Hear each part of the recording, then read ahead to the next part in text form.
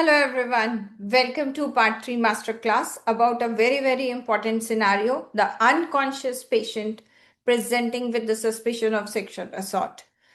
It's yes, you got it right. This is one of the very important recall station which just appeared in last few days, and I'm going to take a look-alike task of that and going to discuss about the capacity, consent, and the hidden agenda of this particular station. Most of the students actually took this station as a sexual assault station, but actually that was the issue. This was particularly a high yield part 3 structure discussion task, which was not built on only the structure of sexual assault, but there was a legal framework which many of candidates unfortunately missed in the exam. So let's talk about this particular scenario. Why this station matters? Because in every exam, every part 3 exam, you have some or the other consent or the capacity stations. So there are multiple guidelines to it, and we need to know how to manage those stations. And particularly, see, as you start, you build up your rapport with the examiner. So initial 60 seconds line, I'm exactly going to give you, which you can just speak verbatim and use to gain marks in all the domains in a very first minute of the station. So it is this station particularly, it is important to understand that there was something which was examiner was really hunting, because when the students were saying, I need to do this, I need to do SARC, I need to do the resuscitation, this and that, then every time the examiner was saying, no, what else? So what was she actually hunting for? Stay till the end. In next 10 minutes, I'm going to tell you what was she actually hunting for. So let me take you through this. So what was the scenario? This is a structured discussion task in a lady, and she is brought to the accident and emergency at 2 a.m. in the midnight. You have been called to look at the patient and woman in her 20s, and it is brought to the accident emergency by ambulance after being found collapsed in a hotel corridor by housekeeping. No identification, no next of kin is contactable as of now, and no witness account. So, what are the clinical findings? She was brought. She was, and her general score was 6. She was intubated immediately for airway protection, depressed skull fracture, conservative management, or was shifted into the ICU bed. And then you also find that there was some dried blood and bruising on the inner thighs, some disordered clothing, some lacerations, and no active bleeding. Then once you talk about the blood test, then it also reveals that she was under the effect of high alcohol, and also some traces of benzodiazepines was also found in her blood. So examiner will ask you further questions about the management. The first question with which the examiner usually begins is the immediate management. And now after that, talk about how will you further manage this case, and all this we are going to talk now. Now, when you look at this scenario, what comes to your mind for the immediate management? I think what comes to our mind is immediately like she's coming to accident and emergency. So A, B, C, D, E, resuscitation and all that. But I must tell you that once the candidates were saying A, B, C, D, the examiner was saying that's all has been done. So why you are here? So for you, what is that one thing which was required? And this is the opening sentence where you can gain marks in your first 20 seconds. And you can actually take the screenshot or just copy down this sentence for yourself and use it if at all you require in the exams later. So the sentence is, this is a complex scenario involving an unconscious adult who lacks capacity with clinical features suggestive of sexual assault in the context of acute intoxication and serious head injury. Now, if acute intoxication in this station has been revealed outside, But if in your task it is not revealed outside, then you can just skip this word from here. And she has a serious head injury. So let me go back and focus on each and every word of this sentence again. This is a complex scenario. Yes, this is a complex. There is nothing straightforward here, right? Because the patient is already seriously injured. She is on intubation. And then there is a sexual assault. So now there is a dilemma how to manage this all. So this is a complex scenario involving an unconscious adult. Now, what is the logic of this unconscious adult? The most important thing is no mental capacity. At this point of time, lacks the mental capacity. And then there is another issue which is cropping up is sexual assault. So my approach here parallels with the priorities, ensuring the patient's safety, and preserving the forensic evidence and protecting the patient's future autonomy. Definitely, it is very important that I keep the patient safe. I'll just tell you, like, if already ABCD is done, still there is a lot more to keep the patient safe.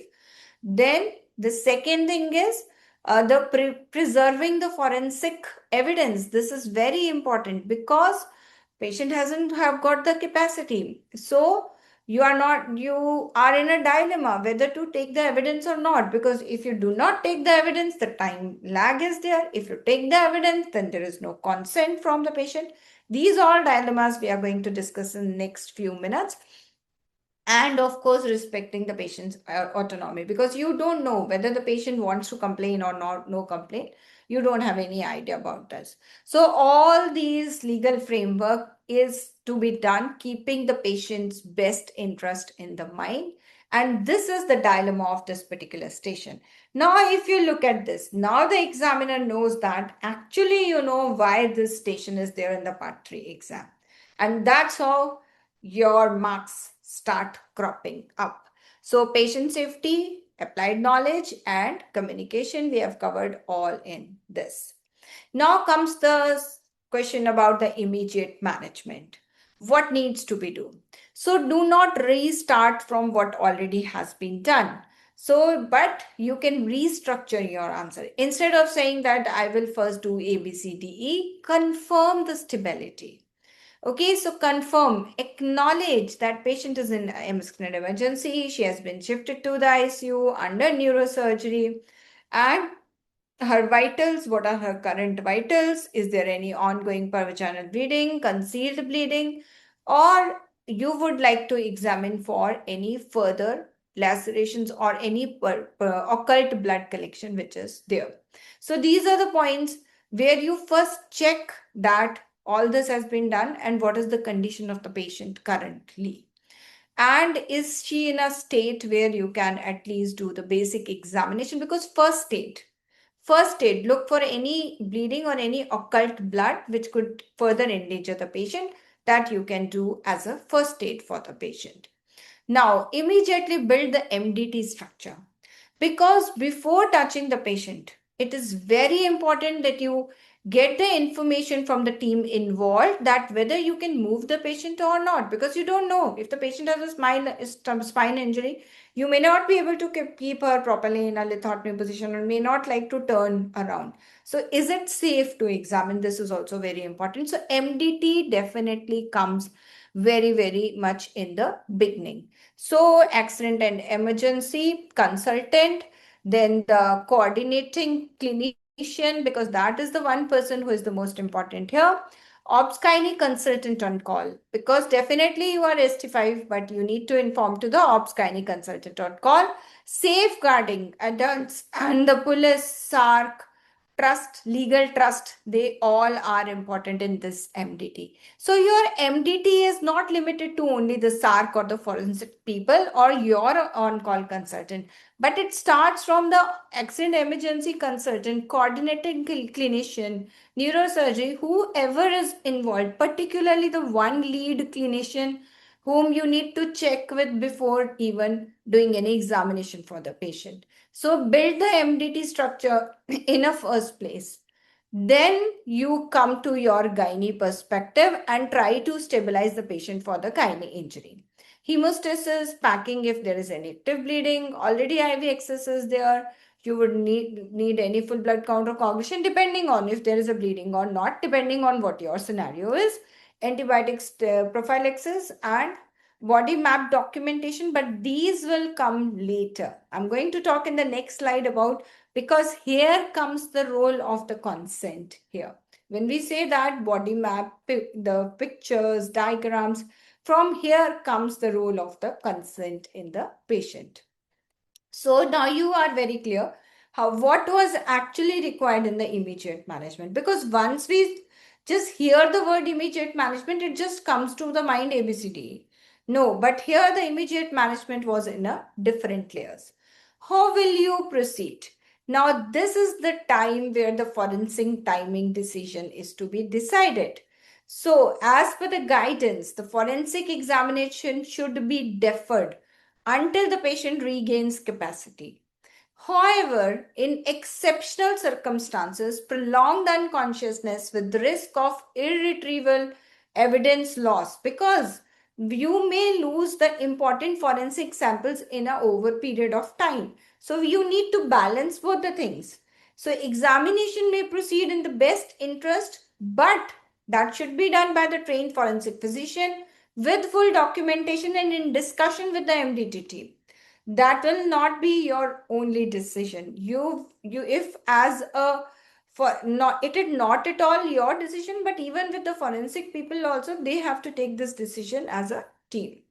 So what is being assessed? What is the capacity assessment?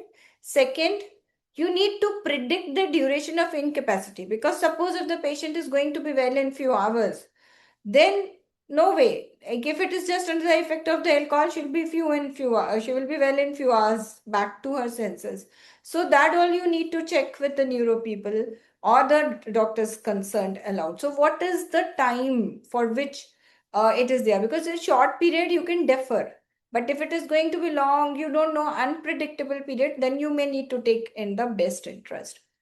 Forensic timing windows, this is very important, particularly the toxicology. You need to take the bloods, because otherwise, if quite delayed, you may not have those much levels, because levels will filter out.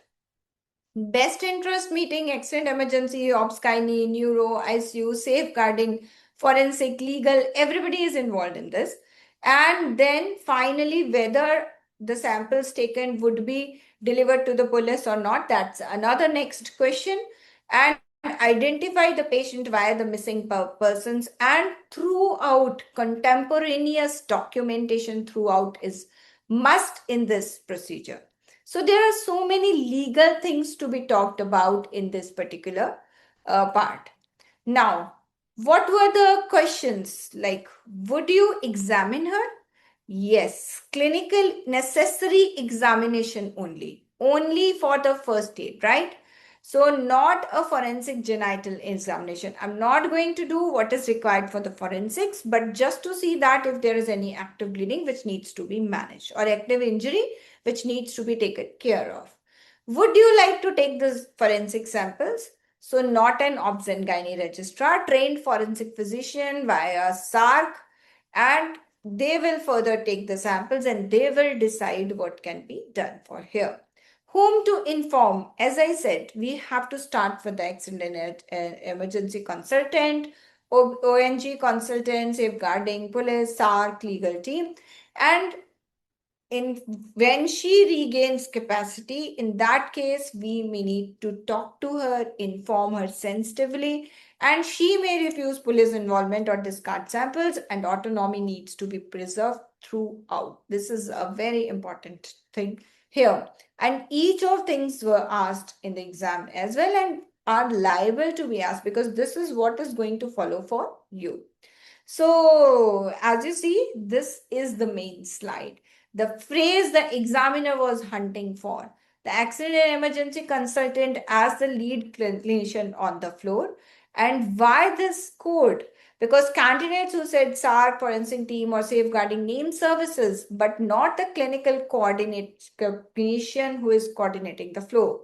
The examiner wanted you to demonstrate that you understand the patient remains under accident and emergency leadership, and ops and gynae is one specialist input, and you are not the case owner for this particular patient. So appropriate referrals is always must in such cases. I think this is the part which was largely or somewhat missed, as I came to know from various candidates. But yes, sexual assault, remaining part of the sexual assault, what to do, what samples to be taken, and what all management to be given, like HIV prophylaxis, emergency contraception, that all remains definitely important. But this was the main part, this was the main agenda which was here. So, why candidates face the problem in this? 6 pitfalls that cost the most marks. Forensic first thinking, because you are thinking is exactly as a sexual assault station. So, it is a sexual assault station, but with a twist. Wrong escalation answer, naming services, because you start with the accident emergency consultant and then go further. Consent for the forensic exam in best interest as the first line. See, best interest is not first because you need to know for how long the capacity is differed. Because if it is only for a short while, then you may wait for the patient's betterment. For getting safeguarding pathway, patient meet all care act criteria for adult and risk and must be the safeguarding pathway must be included in this. Mental Capacity Act was the actual scaffolding of this particular scenario. Unless and until you talk about the mental capacity, you are liable to go totally wrong. No duty of condor or contemporaneous notes. So contemporaneous documentation was very important, and once the patient regains the capacity, then duty of condor becomes very important. So these were the few pillars which were actually the basic of this station. These are some of the sources which have been used in this template for this station, and this is for, like, if you want to read the things so easily and look into the hidden agendas and how to go about with the news stations, then we do follow the particular pace method, which is for in which these types of things are drilled into you. So what makes our Patrick course different? 3 signature features built into every session. Examiner style domain sheets, which you can use anytime you are practicing. So anytime you are practicing in an exam way, even with your friend as well. Teaching by a pace method, how to prioritize the things, how to approach, empathize, and communicate. So every station drilled through our pace framework. And very important thing, after every case presentation in the live session, you get a written feedback next day in your mail with a detailed version of domain-wise feedback, along with exact what sentences you could have spoken to make it better, and the final improvement point, so that before you come to the next live session, you are already better. So step by step, with every live session, with every betterment, pass your exam in one go. And yes, we are going to start this drilling from the very first week. So every consent and capacity station in part 3 uses the same framework we just walked through. Next part 3 batch is starting from 22nd May, limited seats. You have complete access to the library, already recorded station tasks, full templates, examiner-like sheets, and of course, what else you would think about? Almost 400 stations. So master your part 3 in a one go with MRCOG courses, and these are the numbers where you can contact on. And see you soon with another important, interesting recall. And let me know what exactly you are more difficult stations you are looking for, so that we can have more sessions on that. And I hope you enjoyed this particular hidden agenda in this station. Thank you so much for your patient listening. Bye bye. Take care, and we'll meet again in the next session.